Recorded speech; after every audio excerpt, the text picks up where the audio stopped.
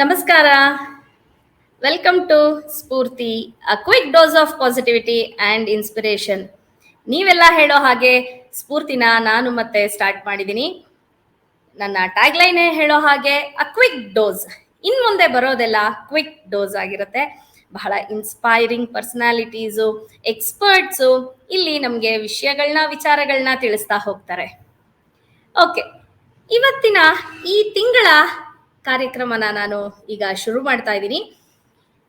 March ಅಂದ ತಕ್ಷಣ March 8 women's day ಎಲ್ಲರಿಗೂ ನೆನಪಾಗುತ್ತೆ. ಇಂಟರ್ನ್ಯಾಷನಲ್ ವಿಮೆನ್ಸ್ ಡೇನ ಸೆಲೆಬ್ರೇಟ್ ಮಾಡ್ತೀವಿ. ವಿಮೆನ್ಸ್ ಡೇ ಸೆಲೆಬ್ರೇಷನ್ ದಿನ ಎಲ್ಲರೂ ವಿಶಸ್ನ ಕಳಿಸ್ತೀವಿ, ಎಲ್ರಿಗೂ ವಿಶ್ ಮಾಡ್ತೀವಿ. ನಮಗೂ ಕೂಡ ಬಹಳಷ್ಟು ಜನ ವಿಶ್ ಮಾಡ್ತಾರೆ. ಎಲ್ಲರ ಸ್ಟೇಟಸ್ ಅಲ್ಲೂ ಒಂದು ಪೋಸ್ಟರ್ ಇರುತ್ತೆ, ಅದಕ್ಕೊಂದು ಫಂಡ ಇರುತ್ತೆ. ಜೊತೆಗೆ ಫ್ರೆಂಡ್ಸ್ನ ಮೀಟ್ ಮಾಡ್ತೀವಿ, ಒಂದು ಲಂಚ್, ಒಂದು ಡೇ ಔಟಿಂಗು, ಒಂದು ಡಿನ್ನರು, ಫೋಟೋಸ್ನ ಕ್ಲಿಕ್ ಮಾಡ್ಕೊಳ್ತೀವಿ, ನಮ್ಮ ಸ್ಟೇಟಸ್ಗಳಲ್ಲಿ ಸೋಷಿಯಲ್ ಮೀಡಿಯಾಗಳಲ್ಲಿ ಪೋಸ್ಟ್ ಮಾಡ್ಕೊಳ್ತೀವಿ. ಇಷ್ಟೇನಾ ವಿಮೆನ್ಸ್ ಡೇ? ಒಂದೇ ದಿನಕ್ಕೆ ಈ ವಿಮೆನ್ಸ್ ಡೇ ಸೆಲೆಬ್ರೇಷನ್ ಸೀಮಿತ ಆಗ್ಬೇಕಾ? ಸೆಲೆಬ್ರೇಷನ್ ಅಂದ ತಕ್ಷಣ ಬರೀ ಹೊರಗಡೆ ಹೋಗೋದಾಗಿರ್ಬೋದು, ಅಥವಾ ಒಂದು ನಮ್ಮನ್ನ ನಾವು ಗ್ರೂಮ್ ಮಾಡ್ಕೊಳ್ಳೋದಾಗಿರ್ಬೋದು, ಅಥವಾ ಫೋಟೋಸ್ನ ಹಾಕೋದಾಗಿರ್ಬೋದು, ಫ್ರೆಂಡ್ಸ್ನ ಮೀಟ್ ಮಾಡೋದಾಗಿರ್ಬೋದು. ಹೆಚ್ಚಂತಂದ್ರೆ ಮನೆಯಲ್ಲಿ ನಮ್ಮ ಸ್ಪೌಸ್, ಮಕ್ಕಳು ಎಲ್ಲ ವಿಶ್ ಮಾಡ್ಬೋದು, ಒಂದು ಗಿಫ್ಟ್ ಕೊಡ್ಬೋದು. ಇಷ್ಟಕ್ಕೆ ಸೀಮಿತಗೊಳಿಸೋದು ಎಷ್ಟು ಸರಿ? ನನ್ನ ಪ್ರಕಾರ ಪ್ರತಿದಿನ ವಿಮೆನ್ಸ್ ಡೇ ಆಗಿರಬೇಕು. ವಿಮೆನ್ಹುಡ್ನ ನಾವು ಸೆಲೆಬ್ರೇಟ್ ಮಾಡಬೇಕು. ಯಾವ ರೀತಿ ಸೆಲೆಬ್ರೇಟ್ ಮಾಡ್ತೀವಿ? ನಾವು ಹೆಂಗೆ ನಮ್ಮ ಫಿಸಿಕಲ್ ಹೆಲ್ತನ್ನ ನೋಡ್ಕೊಳ್ಳೋದು ಮುಖ್ಯ ಆಗತ್ತೋ, ಹಾಗೆ ಮೆಂಟಲ್ ಹೆಲ್ತನ್ನ ಕೂಡ ಈಕ್ವಲ್ ಇಂಪಾರ್ಟೆನ್ಸ್ ಕೊಟ್ಟು ನಾವು ಅದನ್ನ ನೋಡ್ಕೊಳ್ಳೋದು ಮುಖ್ಯ ಅಂತ ಅನ್ಸೋದಿಲ್ವಾ? ನಮಗಾಗಿ ಯಾವತ್ತಾದ್ರೂ ಒಂದು ಅಡಿಗೆ ಮಾಡಿಕೊಂಡು ನಮಗಾಗಿ ಮಾಡಿದೀವಿ ಅಂತ ತಿಂತೀವ? ನಮಗಾಗಿ ನಾವು ಸ್ವಲ್ಪ ಹೊತ್ತು ಸಮಯನ ತೆಗೆದುಕೊಂಡು ನಾವ್ ಏನ್ ಮಾಡ್ತಾ ಇದೀವಿ, ಏನ್ ಮಾಡ್ಬೇಕು ಅನ್ನೋದು ಇಷ್ಟ ಇದೆ, ನಮ್ಮ ಇಷ್ಟ ಏನು, ನಾವ್ ಏನ್ ಮಾಡ್ಬೇಕು ಅಂತ ಅನ್ಕೊಂಡಿದೀವಿ ಅನ್ನೋದ್ರ ಬಗ್ಗೆ ಯೋಚನೆ ಮಾಡ್ತೀವ? ಇದೆಲ್ಲ ಎಷ್ಟು ಮುಖ್ಯ ಅಂತ ಅನ್ಸತ್ತಲ್ವಾ? ಮೀ ಟೈಮ್ ತಗೊಳ್ಳೋದು, ಸೆಲ್ಫ್ ಲವ್ ಆಗಿರ್ಬೋದು, ಒಂದು ಕಾನ್ಫಿಡೆನ್ಸ್ ಬರೋದು, ಜೊತೆಗೆ ಸೆಲ್ಫ್ ಅಪ್ರಿಸಿಯೇಷನ್, ಅದು ತುಂಬಾ ಮುಖ್ಯ ಅಂತ ನಿಮ್ಗನ್ಸತ್ತಲ್ವಾ? ಸೊ ಈ ತಿಂಗಳ ಈ ಒಂದು ಶೀರ್ಷಿಕೆನಲ್ಲಿ ನಾನು mental well being, mind your mind, ನಿಮ್ಮ ಮನಸ್ಸನ್ನ ನೀವೇ ನೋಡ್ಕೊಳ್ಳಿ. ಈಗಷ್ಟೇ ನಾವು ಬಹಳಷ್ಟು ವಿಷಯಗಳ ಬಗ್ಗೆ ನಾನು ಆ ಟ್ರಿಗರ್ ಪಾಯಿಂಟ್ಸ್ ಅನ್ನ ನಿಮ್ಗೆ ಹೇಳ್ತಾ ಬಂದೆ. ಇದೆಲ್ಲ ನಾವು ಆ ವುಮೆನ್ಹುಡ್ನ ನಾವು ಸೆಲೆಬ್ರೇಟ್ ಮಾಡ್ಕೊಳ್ಳೋದು ಹೆಂಗೆ, ಏನು ವಿಷಯಗಳನ್ನ ನಾವು ತಿಳ್ಕೋಬೇಕು, ಯಾವುದನ್ನ ನಾವು ಸೆಲೆಬ್ರೇಟ್ ಮಾಡಬೇಕು ಅನ್ನೋದಕ್ಕೆ ನಮ್ಮ ಜೊತೆ ಇದ್ದಾರೆ ಎಕ್ಸ್ಪರ್ಟ್, ಕೌನ್ಸಿಲಿಂಗ್ ಸೈಕಾಲಜಿಸ್ಟ್ ಆಗಿರೋಂತಹ ಹಾಗೂ ಕೌನ್ಸಿಲಿಂಗ್ ಕತೆಗಳು ಮೂಲಕ ಎಲ್ಲರಿಗೂ ಚಿರಪರಿಚಿತರಾಗಿರುವಂತಹ ಅಶ್ವಿನಿ ರಾಮಾನುಜಂ ಅವರು ನಮ್ಮ ಜೊತೆ ಇದ್ದಾರೆ.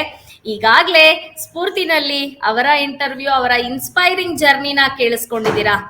ಇವತ್ತು ಈ ಒಂದು ವಿಷಯದ ಬಗ್ಗೆ, ಮೆಂಟಲ್ ವೆಲ್ ಬೀಯಿಂಗ್ ಬಗ್ಗೆ, ಎಸ್ಪೆಷಲಿ ಹೆಣ್ಣು ಮಕ್ಕಳು ಇದ್ರ ಬಗ್ಗೆ ಏನೆಲ್ಲ ಕೇರ್ ತಗೋಬೇಕು, ಏನೆಲ್ಲ ವಿಚಾರಗಳಿರುತ್ತೆ ಅನ್ನೋದಕ್ಕೆ ತಿಳಿಸ್ಕೊಡೋದಕ್ಕೆ ಬರ್ತಿದ್ದಾರೆ ಅಶ್ವಿನಿ ರವರು. Let's welcome Ashwini. ನಮಸ್ಕಾರ, welcome to Spoorthi. Thank you so much. ಎಲ್ಲರಿಗೂ ಅಂತಾರಾಷ್ಟ್ರೀಯ ಮಹಿಳಾ ದಿನಾಚರಣೆಯ ಹಾರ್ದಿಕ ಶುಭಾಶಯಗಳು. ನಿಮ್ಮ ಪ್ರೆಲ್ಯೂಡ್ ತುಂಬಾ ಚೆನ್ನಾಗಿತ್ತು, ಇಟ್ ವಾಸ್ ವೆರಿ ನೈಸ್.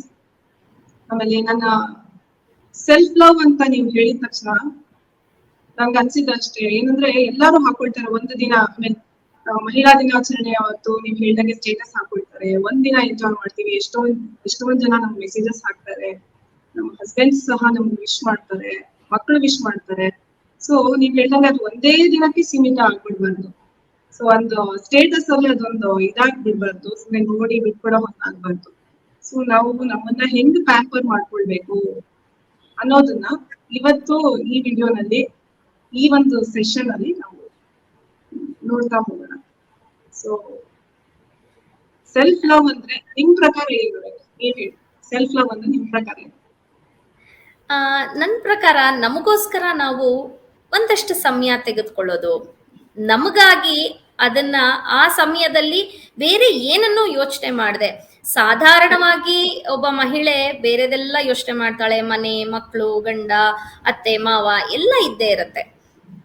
ಅಥವಾ ಚಿಕ್ಕ ವಯಸ್ಸಿನವರಾಗಿದ್ರೆ ಬರೀ ಕಾಲೇಜು, ಓದೋದು, ಬರೆಯೋದು, ಅಪ್ಪ ಅಮ್ಮ ಅವ್ರೇನ್ ಹೇಳ್ತಾರೆ, ಇವ್ರೇನ್ ಹೇಳ್ತಾರೆ, ಇಷ್ಟೇ ಆಗೋಗುತ್ತೆ. ಇದೆಲ್ಲದನ್ನ ಮರೆತು ಆ ಸಮಯನ ಅವ್ರಿಗೋಸ್ಕರ ಅಥವಾ ಅವರ ಒಂದು ಆಮ್, ಏನಾಗಿರಬಹುದು, ಅವ್ರಿಗೋಸ್ಕರ ಮಾಡ್ಕೊಳ್ಳೋ ಅಂಥದ್ದು ಕೆಲಸ ಅಥವಾ ಅವ್ರಿಗೆ ಇಷ್ಟ ಆಗೋ ಅಂಥದ್ದನ್ನ ಮಾಡೋ ಅಂತ ಕೆಲಸ ಆಗಿರ್ಬೋದು ಅಂತ ನನ್ನ ಅನಿಸಿಕೆ. ನೀವೇನ್ ಹೇಳ್ತೀರಾ? ಕರೆಕ್ಟ್, ಇವಾಗ ತುಂಬಾನೇ ರೈಟ್, ಅದು ನೀವು ಹೇಳ್ತಿರೋದು ರೈಟ್. ನಮ್ಮ ಎಲ್ಲಾ ಯೋಚನೆಗಳನ್ನ ಬಿಟ್ಬಿಟ್ಟು ನಮಗೋಸ್ಕರ ನಿಸ್ವಾರ್ಥವಾಗಿ, ಯೂಶಲಿ ವಿಮೆನ್ ಹೇಗೆ ಅಂದ್ರೆ, ಯೂಶಲಿ ಇವಾಗ ತಾಯಿ ಅಂತ ಬಂದಾಗ ಅದು ಒಂಥರ ನಿಸ್ವಾರ್ಥತೆ ಅನ್ನೋದು ಖಂಡಿತ ಅದು ಇದ್ದೇ ಇರುತ್ತೆ. ಅಯ್ಯೋ ಮಗುಗೋಸ್ಕರ ಹೋಗ್ಲಿ ಬಿಡು. ಇವಾಗ ನಾವೇನೋ ಒಂದು ಐಸ್ ಕ್ರೀಮೇ ತಿಂತಾ ಇರ್ತೀವಿ ಅಂತ ಇಟ್ಕೊಳ್ಳಿ, ನಮ್ ಫೇವ್ರೆಟ್ ಫ್ಲೇವರ್, ಅಮ್ಮ ನಂಗೆ ಇದ್ಬೇಕು ಅಂದ ತಕ್ಷಣ ನಮ್ಗೆ ಇಷ್ಟ ಇದ್ರು ನಾವು ಕೊಟ್ಬಿಡ್ತೀವಿ. ಆಯ್ತಾ? ಇವಾಗ ಒಂದು ಬರ್ಡೇ ಸೆಲೆಬ್ರೇಷನ್ ಅಂದ್ರೆ ನಮ್ಮ ಮಕ್ಕಳದಾಗ್ಲಿ ಗಂಡಂದಾಗ್ಲಿ ನಾವು ತುಂಬಾ ಚೆನ್ನಾಗಿ ಮಾಡ್ತೀವಿ. ಫ್ರೆಂಡ್ಸ್ ಹಿಂಗೆ ವಿಶ್ ಮಾಡ್ತಾ ಫೋನ್ ಮಾಡಿ ಕೇಳ್ತಾರೆ, ಏನೇ ಇವಾಗ ನಿಮ್ ಬರ್ಡೇ ಸ್ಪೆಷಲ್? ನನ್ ಬರ್ಡೇಗೂ ನಾನೇ ಮಾಡ್ಕೊಳ್ಬೇಕು, ನಮ್ಗೆ ಯಾರು ಮಾಡ್ಕೊಳ್ಳೋದಿಲ್ಲ. So that's okay. ಇವಾಗ ನನ್ ಬರ್ಡೇಗೆ ನನ್ಗೆ ಏನ್ ಇಷ್ಟವಾಗಿರುತ್ತೋ, ನಮ್ಗಿನ ಅಮ್ಮ ಇದ್ರೆ ಅಮ್ಮ ಖಂಡಿತ ಮಾಡ್ಕೊಡ್ತಾರೆ, ಅದಕ್ಕೇನು ಇದು ಅದ್ರ ಬಗ್ಗೆ. ಬಟ್ ಅಂದ್ರೆ ಓಕೆ, ನನ್ ಬರ್ಡೇ ಅಲ್ವಾ ನಾನೇ ಮಾಡ್ಕೋಬೇಕು ಅಂತ ಬೇಜಾರ್ ಮಾಡ್ಕೊಳ್ತೀರಾ, ನಮಗೋಸ್ಕರ ನಾವು ಮಾಡ್ಕೊಳ್ಳೋದು. ಆಮೇಲೆ ಯೂಶಲಿ ವಿಮೆನ್ ಏನ್ ಮಾಡ್ತಾರೆ, ಸ್ಟೇಟಸ್ ಹಾಕೊಳ್ತಾರೆ, ಮೀ ಟೈಮ್ ಅಂತ ಹಾಕೊಂಡು ಒಂದ್ ಹೇರ್ ಕಟ್ ಮಾಡ್ಕೊಳ್ತಾ ಇರೋದು ಸಲೂನ್ ಅಲ್ಲಿ, ಅಥವಾ ಒಂದ್ ಫೇಶಿಯಲ್. Okay, correct. ನಮ್ಮನ್ನ ನಾವು ಫಿಸಿಕಲಿ ಪ್ಯಾಂಪರ್ ಮಾಡ್ಕೊಳ್ಳೋದು ಅಂದ್ರೆ ಹೆಂಗೆ ಚೆನ್ನಾಗಿ ಬ್ಯೂಟಿಫೈ ಮಾಡ್ಕೊಳ್ಳೋದು, ಚೆನ್ನಾಗಿ ಕಾಣೋದು ತುಂಬಾನೇ ಮುಖ್ಯ, ಇಲ್ಲ ಅಂತ ಇಲ್ಲ. ಅಥವಾ ಏನೋ ಒಂದ್ ನೇಲ್ ಪೇಂಟ್ ಲೈಕಾನಲ್ಲಿ ಇಷ್ಟ ಆಗುತ್ತೆ ತಗೊಳ್ಳೋದು, ಹಚ್ಕೊಳ್ಳೋದು, ಅಥವಾ ಒಂದು ಹೊಸ ಡ್ರೆಸ್ ಏನೋ ಸಕ್ಕತ್ತಾಗಿ ಕಾಣಿಸಿರುತ್ತೆ ಅದನ್ನ ತಗೊಂಡು ಹಾಕೊಳ್ಳೋದು, ಎಲ್ಲ ದಟ್ಸ್ ಓಕೆ. ಎಸ್, ಎಲ್ಲಾನು ಇದು ನಮ್ಮನ್ನ ಸೆಲ್ಫ್ ಲವ್ ಅಲ್ಲೇ ಇದೆಲ್ಲ ಬರುತ್ತೆ. ಬಟ್ ಸೆಲ್ಫ್ ಲವ್ ಅನ್ನೋದು ಅದಕ್ಕೆ ಇನ್ನೂ ಒಂದು ದೊಡ್ಡ ಒಂದು ಆಯಾಮ ಇದೆ ಅಂತ ನನಗೆ ಅನ್ಸುತ್ತೆ. ಏನಂದ್ರೆ physical and mental, inside out ನಾವು ಚೆನ್ನಾಗಿ ನಮ್ಮನ್ನ ಪ್ರೀತಿಸ್ಬೋದು. ಹೇಗೆ ತುಂಬಾ ಜನ ನಾವು ಮಾಡ್ಬಿಟ್ಟಿದ್ದೀವಿ, ಮದ್ವೆ ಆಗೋಯ್ತಾ ಅಥವಾ ಮಕ್ಳಾಗೋಯ್ತು ಅಂದ್ರೆ ದಟ್ಸ್ ಓಕೆ, ನಾ ಹೆಂಗಿದ್ರು ನಡೆಯತ್ತಪ್ಪ, ಇನ್ನೇನಿದೆ ನನ್ನ ಲೈಫಲ್ಲಿ, ಮಕ್ಳಾಯ್ತು, ಮದ್ವೆ ಆಯ್ತು, ಯಾರು ನೋಡ್ಬೇಕು ನನ್ನ ಅನ್ನೋ ತರ ಭಾವನೆನ ನಾವು ಉಳಿಸ್ಕೊಳ್ತೀವಿ. ನಾವು ನಮ್ಮನ್ನ ಯಾರು ನೋಡೋದ್ಬೇಕಂದ್ರೆ ನಮಗೆ ನಾವು ಹೇಗ್ ಕಾಣಿಸ್ತೀವಿ, ನಮಗೆ ಹೆಂಗೆ ನಾವು ಸುಂದರವಾಗಿ ಕಾಣಿಸ್ತೀವಿ, ನಮ್ಗೆ ಅದು ಸ್ತ್ರೀ ಸಹಜವಾದ ಒಂದು ಏನಂತಾರೆ ಒಂದು ಅನುಭೂತಿ. It's a feeling. ನಾನ್ ಚೆನ್ನಾಗಿ ಕಾಣಿಸ್ಬೇಕು ಅನ್ನೋದು, ಒಳ್ಳೆ ಬಟ್ಟೆ ತೊಡಬೇಕು, ಚೆನ್ನಾಗಿ ಇದು ಆಗ್ಬೇಕು ನಾನು ಅನ್ನೋದು ಒಂದು ಹೆಣ್ಣಿಗೆ ಸ್ವಭಾವತಃ ಇರುವಂತಹ ಒಂದು ಗುಣ. ಸೊ ಅದು ಯಾರಿಗೋಸ್ಕರನೂ ಅಲ್ಲ, ನಮಗೋಸ್ಕರ ನಾವು ಕಾಣೋದು. ಸೊ ಹಂಗಾಗಿ ನಮ್ಮನ್ನ ನಾವು ಟೇಕನ್ ಫಾರ್ ಗ್ರಾಂಟೆಡ್ ಮಾಡ್ಕೊಳ್ಳೋದು ಬೇಡ. ನಾವು ಚೆನ್ನಾಗಿ ಕಾಣಿಸೋಕೆ ಏನೇನೆಲ್ಲ ಮಾಡ್ಬೇಕು, ಏನೇನೆಲ್ಲ ಅಂದ್ರೆ ಏನೋ ಒಂದು ಕಾಡ್ಗೆ ಹಚ್ಕೊಂಡ್ಬಿಟ್ರೆ ಅಥವಾ ಒಂದು ಹೊಸ ಹೇರ್ ಸ್ಟೈಲ್ ಮಾಡ್ಕೊಂಡ್ಬಿಟ್ರೆ ಅಥವಾ ಹೊಸ ಬಟ್ಟೆ ಹಾಕೊಂಡ್ಬಿಟ್ರೆ ಕಾಣ್ತೀವ, ಅಲ್ಲ. ಇನ್ಸೈಡ್ ಔಟ್ ನಾವ್ ಹೆಂಗ್ ಚೆನ್ನಾಗಿ ಕಾಣಿಸ್ಬೇಕು ಅಂದ್ರೆ ಅದಕ್ಕೆ ನಾವು ನಮ್ಮಲ್ಲಿ ಕಾನ್ಫಿಡೆನ್ಸ್ ಹೆಂಗ್ ಬೂಸ್ಟ್ ಆಗುತ್ತೆ ಅಂತಂದ್ರೆ, ನಾವು ಹಿತಮಿತವಾದ ಆಹಾರನ ಸೇವಿಸ್ತಾ, ಹಿತಮಿತವಾಗಿ ವ್ಯಾಯಾಮ ಮಾಡ್ತಾ, ಯಾವ ತರ ಫಾರ್ಮ್ ಆದ ವ್ಯಾಯಾಮ ಬೇಕು ಆಗ್ಬೋದು, ಯೋಗ ಆಗ್ಬೋದು, ಜಿಮ್ ಆಗ್ಬೋದು. ನಾವ್ ಇನ್ನೇನು ದಪ್ಪ ಆಗ್ತಾ ಇದ್ವಿ, ಇವಾಗ ಒಂದು ಮೆನೋಪಾಸ್ ಟೈಮ್ ಅಂತ ಇಟ್ಕೊಳ್ಳಿ, ಸ್ವಲ್ಪ ನಮ್ಗೆ ಮೈ ಜಾಸ್ತಿ ಆಗುವಂತ ಟೆಂಡೆನ್ಸೀಸ್ ಇರುತ್ತೆ. ಕೆಲವರಲ್ಲಿ ಹಾರ್ಮೋನಲ್ ಪ್ರಾಬ್ಲಮ್ಸ್ ಇರುವಂತ ಮಹಿಳೆಯರು ಇರ್ತಾರೆ, PCOD ಸಮಸ್ಯೆಗಳಿರುತ್ತೆ. ಸೊ ಅಂತ ಏನೋ ಒಂದು ಸಿಗ್ನಲ್ ಕೊಡುತ್ತೆ ಬಾಡಿ, ಎಲ್ಲೂ ವೇಟ್ ಗೇನ್ ಆಗ್ತಾ ಇದೆಯಪ್ಪ ನಮ್ಗೆ ಅಂತ ಅನ್ಸ್ದಾಗ್ಲೆ, ಅದೇನು ಬೇರೆಯವ್ರಿಗೆ ಚೆನ್ನಾಗಿ ಕಾಣಿಸಲ್ಲ, ನಾನು ದಪ್ಪಕ್ಕಾಗ್ಬಿಟ್ರೆ ಅನ್ನೋ ವಿಷಯಕ್ಕಲ್ಲ, ಫಿಸಿಕಲಿ ನನ್ ಮುಂದೆ ಏನು ಬರ್ದೇ ಇರ್ಲಿ ಅನ್ನೋ ಕಾರಣಕ್ಕೆ. ನೀವು PCOD ಅಂತ ನೀವು ಜಸ್ಟ್ ಒಂದು ಗೈನಕಾಲಜಿಸ್ಟ್ ಹತ್ರ ಹೋದಾಗ ಅವ್ರು ಹೇಳೋದಿದೆ, ನೀವು ವ್ಯಾಯಾಮ ಮಾಡಿ, ಚೆನ್ನಾಗಿ ನಡೀರಿ. ಏನಾದ್ರೂ ನೀವು ವ್ಯಾಯಾಮ ಮಾಡಿದಾಗ ನಿಮ್ಮ ಪೀರಿಯಡ್ಸ್ ಆಗಿ ಅದು ಕರೆಕ್ಟ್ ಟೈಮ್ಗೆ ಅದು ಆಗುತ್ತೆ ಅಂತ. ಸೊ ನಮ್ಮ ಆಹಾರನ ಹಿತಮಿತವಾಗಿ ಇಟ್ಕೊಂಡು, ಯಾವುದೇ ಡ್ರಿಂಕ್ ಅಂತ ತುಂಬಾ ತಿನ್ಲೇಬೇಡಿ ಅಂತ ಅಲ್ಲ, ಹಿತಮಿತವಾಗಿ ತಿಂತ ವ್ಯಾಯಾಮನ, ಯಾವುದೇ ರೀತಿಯಾದ ಒಂದು ವ್ಯಾಯಾಮನ ನಾವು ಮಾಡ್ಕೊಂಡ್ರೆ ನಮ್ಮ ಬಾಡಿ ನಾವು ಹೇಳಿದಂತೆ ಕೇಳುತ್ತೆ. ಯಾಕಂದ್ರೆ ನಾವು ಫ್ಲೆಕ್ಸಿಬಲ್ ಆಗಿರೋದು ಮತ್ತೆ ನಾವು ತುಂಬಾ ಆರೋಗ್ಯವಾಗಿರೋದು ತುಂಬಾ ಮುಖ್ಯ ಆಗುತ್ತೆ. ಯಾಕಂದ್ರೆ ಮನೆಯಲ್ಲಿ ನ್ಯೂಕ್ಲಿಯಸ್ ಆಫ್ ದಿ ಫ್ಯಾಮಿಲಿನೇ ನಮ್ಮ ಸುತ್ತ ಇರ್ತಾರೆ, ನಮ್ಮ ಗಂಡ ಆಗ್ಲಿ ಮಕ್ಕಳಾಗ್ಲಿ. ನಾವು ಆರೋಗ್ಯವಾಗಿ ಚೆನ್ನಾಗಿ ಖುಷಿಯಾಗಿ ಎಂತೂಸಿಯಾಸ್ಟಿಕ್ ಆಗಿದ್ರೆ ಖಂಡಿತ ಮನೆ ಕೂಡ ಒಂದು ಹ್ಯಾಪಿ ಫ್ಯಾಮಿಲಿ ಆಗುತ್ತೆ. ಹಾಗೇನೆ ಮೆಂಟಲ್ ಹೆಲ್ತ್ ಕೂಡ ತುಂಬಾ ಇಂಪಾರ್ಟೆಂಟ್ ಆಗುತ್ತೆ. ಸೊ ನಾವ್ ಎಷ್ಟೋ ನಮ್ಮ ಮನಸ್ಸಿನ ಇದು ಇರ್ಬೋದು, ದುಗುಡಗಳಿರ್ಬೋದು, ಅಯ್ಯೋ ಹೋಗ್ಲಿ ಬಿಡು ಹಿಂಗಂದ್ರ ಅಂತ ಎಲ್ಲ ಅಂಡರ್ ದ ಕಾರ್ಪೆಟ್ ನಾವು ಹಾಕ್ಬಿಡ್ತೀವಿ, ಹೋಗ್ಲಿ ಬಿಡು. ಇಲ್ಲ, ನಮ್ಮ ಮನಸ್ಸನ್ನು ಸಹ ನಾವು ತುಂಬಾ ಪಾಸಿಟಿವ್ ಆಗಿ ಇಟ್ಕೊಳ್ಳೋದು ತುಂಬಾ ಮುಖ್ಯ ಆಗುತ್ತೆ. ಸೊ ಹಾಗಾಗಿ ಅದಕ್ಕೆ ಏನೆಲ್ಲ ಮಾಡ್ಬೋದು, ಅದು ಒಂದು ಸೆಲ್ಫ್ ಲವ್ ನ ಅಡಿನೇ ಬರುತ್ತೆ. ಸೊ ನಮ್ಮ ಮೆಂಟಲ್ ಹೆಲ್ತ್ ನ ನಾವು ಏನ್ ಮಾಡ್ಬೋದು, ಜರ್ನಲಿಂಗ್ ಮಾಡ್ಬೋದು. ನಿಮ್ಗೆ ಏನೇನ್ ಅನ್ಸುತ್ತೆ, ಕೆಲವೊಂದ್ಸತಿ ಎಲ್ಲಾದ್ರೂ ಎಲ್ಲಾರ ಹತ್ರ ಹೇಳ್ಕೊಳ್ಳೋದಕ್ಕಾಗಲ್ಲ. ಸೊ ಅವಾಗ ಜರ್ನಲಿಂಗ್ ಮಾಡ್ಬೋದು.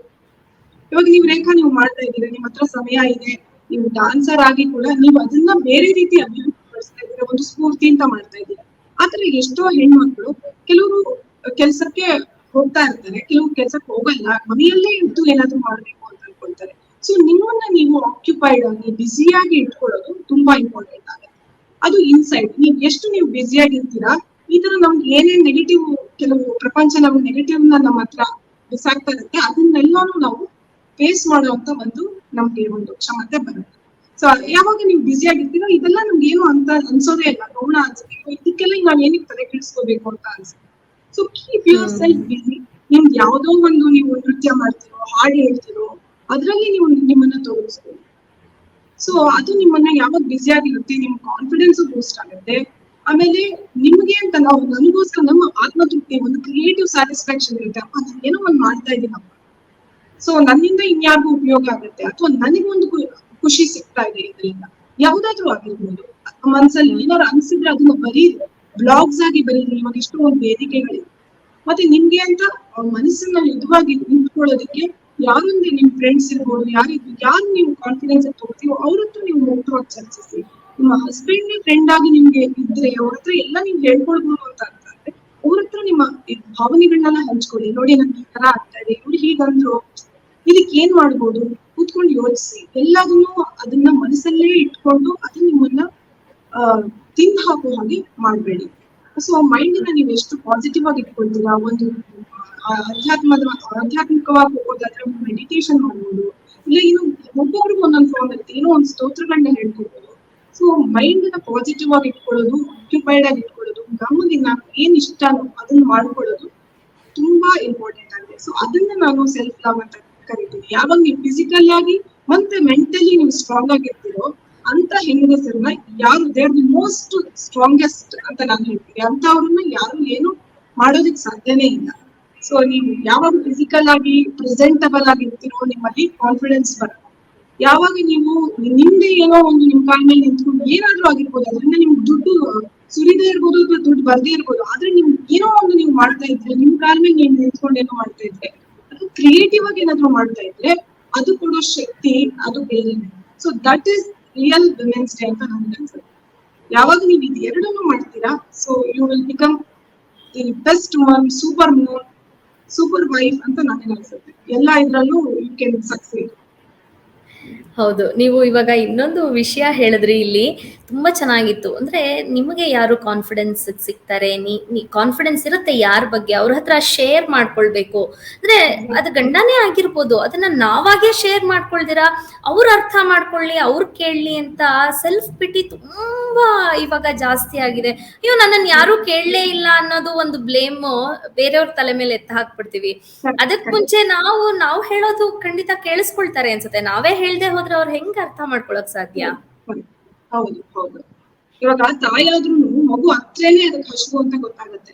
ಯಾರು ಹಾಗಿರ್ಬೇಕಾದ್ರೆ ಬೇರೆ ಯಾರು ಬಂದು ನಮ್ಗೇನೋ ಸಮಸ್ಯೆ ಇದೆ ಅಂತ ತಿಳ್ಕೊಳ್ಳೋದು ತುಂಬಾ ಕಷ್ಟ. ಸೊ ನನಗೆ ಈ ತರ ಆಗ್ತಾ ಇದೆ ಅಂತ ಯಾವ್ದೇ ತರದ್ದಾಗಿರ್ಬೋದು, ಮೆನೋಪಾಸ್ ಟೈಮಲ್ಲಿ ಆಗಿರ್ಬೋದು, ಅಥವಾ ನಿಮ್ಗೆ ಏನೋ ಮೂಡ್ ಸ್ವಿಂಗ್ಸ್ ಆಗ್ತಾ ಇದೆ ನಿಮ್ಮ ಪೀರಿಯಡ್ಸ್ ಟೈಮಲ್ಲಿ, ಮೆನ್ಸ್ಟ್ರೇಷನ್ ಟೈಮಲ್ಲಿ ಇದ್ರೆ ಹೇಳ್ಕೊಳ್ಳಿ, ನನ್ಗೆ ಈ ತರ ಟೈಮಲ್ಲಿ ನನ್ಗೆ ಈ ತರ ಆಗುತ್ತೆ, ನನ್ಗೆ ಇನ್ನೇನೋ ತಿನ್ಬೇಕು ಅಂತ ಅನ್ಸುತ್ತೆ, ನೀವು ಶೇರ್ ಮಾಡ್ಕೊಳ್ಳಿ.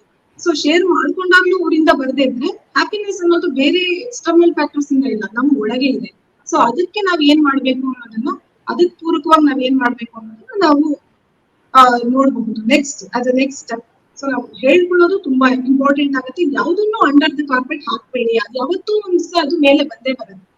ಸೊ ಅದನ್ನ ಅವಾಗ ನಾವ್ ಹೆಂಗೆ ನಾವು ಮೊಬೈಲ್ ನಲ್ಲಿ ಬೇಡದೇ ಇರೋದನ್ನೆಲ್ಲ ಟ್ರಾಶ್ ಹಾಕ್ಬಿಡ್ತೀವೋ, ಇದೆಲ್ಲ ಬೇಡ 2-3 ಸತಿ ತೆಗೆದ್ಬಿಟ್ಟಿದೀನಿ ಅಂತ ಹೆಂಗೆ ನಾವೆಲ್ಲ ಬೇಡ ಅಂದ್ಬಿಟ್ಟು ಯಾವ್ದನ್ ಬೇಕೋ ಅದನ್ನ ಮಾತ್ರ ಇಟ್ಕೊಳ್ತೀವೋ, ಅದೇ ರೀತಿ ಮನಸ್ಸನ್ನು ಕ್ಲೀನ್ ಮಾಡಿ ನಾವು ನೀಟಾಗಿ ಇಟ್ಕೊಳ್ಬೇಕು. ಇಲ್ಲಾಂದ್ರೆ ಯಾವ್ದೋ ಒಂದ್ ದಿವಸ ಹ್ಯಾಂಗ್ ಆಗ್ಬಿಡುತ್ತೆ ಫೋನ್. ಅದೇ ರೀತಿ ಮನಸ್ಸುನು ಮನಸ್ಥಿತಿನೂ ಅದೇ ರೀತಿ ಆಗುತ್ತೆ. ಅದನ್ನ ಇದೆರಡನ್ನು ನೀವು ಬ್ಯಾಲೆನ್ಸ್ ಮಾಡ್ಕೊಳ್ತಾ ಬಂದ್ರೆ no doubt that you will be a super woman. Thank you so much Ashwini. ಇವತ್ತು ಎಷ್ಟು ಚೆನ್ನಾಗಿ ವಿಮೆನ್ಸ್ ಡೇನ ನಾವು ಹೆಂಗ್ ಸೆಲೆಬ್ರೇಟ್ ಮಾಡಬೇಕು ಅನ್ನೋದನ್ನ ಹೇಳ್ಕೊಟ್ರಿ. ನೀವು ಹೇಳ್ದಂಗೆನೆ ಯಾವ್ದು ಬೇಡ ಅನ್ನೋದನ್ನ ನಾವು ಟ್ರಾಶ್ಗೆ ಹಾಕ್ತಿವೋ ಹಂಗೆ ಅದನ್ನ ನಾವು ನಮ್ಮ ರಿಯಲ್ ಲೈಫಲ್ಲೂ ಅದನ್ನ ಇಂಪ್ಲಿಮೆಂಟ್ ಮಾಡ್ಕೊಂಡ್ರೆ ನಿಜವಾಗ್ಲೂ ನಾವು ಖುಷಿಯಾಗಿರ್ತೀವಿ, ಮತ್ತೆ ನಮ್ಮ ಸುತ್ತ ಇರೋರು ಬಹಳಷ್ಟು ಖುಷಿಯಾಗಿರ್ತಾರೆ. ಇಲ್ಲಿ ನಾನು ಇನ್ನೊಂದು ಪ್ರಶ್ನೆ, ನಾವು ಇದನ್ನ ಮತ್ತೆ ಮಾತಾಡ್ತಾ ಹೋಗೋಣ. ಬಟ್ ಇದನ್ನೆಲ್ಲ ನಾವು ಈ ವಯಸ್ಸಿನಲ್ಲಿ ಅಚೀವ್ ಮಾಡೋದಿಕ್ಕೆ ಅದ್ರದ್ದು ಒಂದು ಬೀಜನ ಚಿಕ್ಕದ್ರಿಂದನೇ ಇದನ್ನ ಹಾಕೊಂಡ್ ಬಂದ್ರೆ ಇದು ನಮ್ಗೆ ಸಹಾಯ ಆಗತ್ತಾ? ಖಂಡಿತ. ಯಾಕಂದ್ರೆ ನನ್ನ ಹತ್ರ ಬರೋ ಕ್ಲೈಂಟ್ಸ್ ನೆಲ್ಲ ನಾನು ನೋಡಿದಾಗ, ಬಹುತೇಕ ವಿಮೆನ್ ಕ್ಲೈಂಟ್ಸ್ ಯಾರು ಬರ್ತಾರೆ ಅವ್ರನ್ನ ನಾನು ಮಾತಾಡಿಸಿದಾಗ ಫಸ್ಟ್ ನಾನು ಹೋಗೋದೇ ಅವ್ರ ಚೈಲ್ಡ್ಹುಡ್ಗೆ. ನಿಮ್ಮ ಚೈಲ್ಡ್ಹುಡ್ ಅಲ್ಲಿ ಏನಾಗಿತ್ತು ಅಂತ ನಾನು ಕೆದಕಿ ನೋಡಿದಾಗ ನಾನು ಫಸ್ಟ್ ಕೇಳೋದು. ಯಾಕಂದ್ರೆ ಎಲ್ಲಾದ್ರದ್ದು ರೂಟ್, ಯಾವುದೇ ಮೆಂಟಲ್ ಹೆಲ್ತ್ ಇಶ್ಯೂದ ರೂಟ್ ಎಲ್ಲಿರುತ್ತೆ ಅಂತಂದ್ರೆ ಅದು ಚೈಲ್ಡ್ಹುಡ್ ಅಲ್ಲಿ ಇರುತ್ತೆ. ಅದು ಗಂಡಿಗಾಗ್ಲಿ ಹೆಣ್ಣಿಗಾಗ್ಲಿ roots are in the childhood. Childhood ಅಲ್ಲಿ ಏನೋ ಒಂದು ಟ್ರಾಮಾ ಆಗಿರುತ್ತೆ. ಬಹುತೇಕ ಹೆಣ್ಮಕ್ಳಿಗೆ physical abuse, mental abuse, sexual abuse ಸುಮಾರು ಕೇಸಸ್ ಅಲ್ಲಿ ನಾನು ನೋಡಿರೋ ಪ್ರಕಾರ ಅವ್ರಿಗೆ ಈ ತರದ್ ಏನೋ ಒಂದು ಅಬ್ಯೂಸ್ ಆಗಿದ್ದಾಗ ಮಾತ್ರ ಅವ್ರಿಗೆ ಹೋಗ್ತಾ ಹೋಗ್ತಾ ಅವ್ರ ಸೆಲ್ಫ್ ಎಸ್ಟೀಮ್ ಇಶ್ಯೂಸ್ ಆಗಿರ್ಬೋದು, ಅಥವಾ ಕಾನ್ಫಿಡೆನ್ಸ್ ಅವ್ರಿಗೆ ಇಲ್ಲದೆ ಹೋಗಿರ್ಬೋದು, ಟ್ರಸ್ಟ್ ಇಶ್ಯೂಸ್, ಅವ್ರು ಯಾವ ಗಂಡಸರು ನಂಬಲ್ಲ, ಅದೇನಾಗುತ್ತೆ, ಅಥವಾ ಯಾವ ವ್ಯಕ್ತಿಯನ್ನು ನಂಬಕ್ ಅವ್ರಿಗೆ ಭಯ, ಈ ತರದ ಇಶ್ಯೂಸ್ ಆಗುವಂತದ್ದು ನಾವು ನೋಡಿದ್ವಿ. ಸೊ ಚೈಲ್ಡ್ಹುಡ್ ಅಲ್ಲಿ ನಾವು ಅವ್ರನ್ನ ಸ್ಟ್ರಾಂಗ್ ಮಾಡ್ಬಿಟ್ರೆ, ಅಲ್ಲೇ ಅಂದ್ರೆ ಬೆಳೆಯುವ ಪೈರು ಮೊಳಕೆಯಲ್ಲಿ ಅಂತಾರಲ್ಲ, ಆ ಟೈಮ್ ಅಲ್ಲೇ ಇದನ್ನ ನಾವು ಸರಿ ಮಾಡ್ಬಿಟ್ಟು ಅದಕ್ಕೆ ಒಂದು ಆ ಗಿಡಕ್ಕೆ ಆ ಸಸಿ ಒಂದು ದೆಬ್ಬೆ ಕಟ್ಬಿಟ್ಟು ಒಂದು ಕರೆಕ್ಟ್ ರೂಟ್ ಅದಕ್ಕೆ ನಾವು ತೋರಿಸ್ಬಿಟ್ರೆ ಅದು ನಿಜವಾಗ್ಲೂ ತುಂಬಾ ಚೆನ್ನಾಗಿ ಆ ಮೆಂಟಲ್ ಹೆಲ್ತ್ ಇಶ್ಯೂಸ್ ಇಲ್ದೇ ಇರೋಂಗೆ ಆಗುತ್ತೆ. ಸೊ ಆ ಇಶ್ಯೂಸ್ ಇಲ್ದೇ ಇರ್ಬೇಕಾದ್ರೆ ನಾವು ಆ ಕರೆಕ್ಷನ್ಸ್ ನಾವು ಚಿಕ್ಕ ವಯಸ್ಸಿಂದಾನೇ ಮಾಡ್ಬಿಡ್ಬೇಕು. ಸೊ ಅದನ್ನ ಹೇಗ್ ಮಾಡೋದು ಏನು ಅನ್ನೋದನ್ನ ನಾನು ಖಂಡಿತ ನಾನು ನಿಮ್ಗೆ ಹೇಳ್ತೀನಿ. ಖಂಡಿತವಾಗಿ ಈ ವಿಷಯಗಳ ಬಗ್ಗೆ ನಾವು ಮುಂದಿನ ಎಪಿಸೋಡ್ ನಲ್ಲಿ ಮಾತಾಡ್ತಾ ಹೋಗ್ತೀವಿ. ಇದು ಚಿಕ್ಕ ಅವರು ಈಗ ಅಶ್ವಿನಿ ಹೇಳ್ದಂಗೆನೆ ಬೆಳೆಯುವ ಪೈರು ಮೊಳಕೆಯಲ್ಲಿ ಅಂದಂಗೆ ನಾವು ಚಿಕ್ಕದ್ರಿಂದನೇ ಇದನ್ನೆಲ್ಲ ಸರಿ ಮಾಡ್ಕೊಳ್ತಾ ಹೋಗ್ಬೇಕು. ಏನೇನನ್ನೆಲ್ಲ ನೋಡ್ತಾ ಹೋಗ್ಬೇಕು, ಏನೇನನ್ನ ಸರಿ ಮಾಡ್ಕೋಬೇಕು, ಹೇಗೆ ಅದನ್ನ ನಾವು ಐಡೆಂಟಿಫೈ ಮಾಡೋದು ಅನ್ನೋದನ್ನ ಮುಂದಿನ ಎಪಿಸೋಡ್ ನಲ್ಲಿ ಕೇಳ್ತಾ ಹೋಗೋಣ. Thank you so much Ashwini. ಇವತ್ತು ಬಹಳ ಒಳ್ಳೆಯ ಮೆಸೇಜ್ ನ ವುಮೆನ್ಸ್ ಡೇ ಪ್ರಯುಕ್ತ ನೀವು ಇಲ್ಲಿ ಕೊಟ್ಟಿದ್ದೀರಾ. ಥ್ಯಾಂಕ್ ಯು ರೇಖಾ, ನಿಮ್ಗೂ ಅಷ್ಟೇ ಫಾರ್ ದಿಸ್ ಆಪರ್ಚುನಿಟಿ.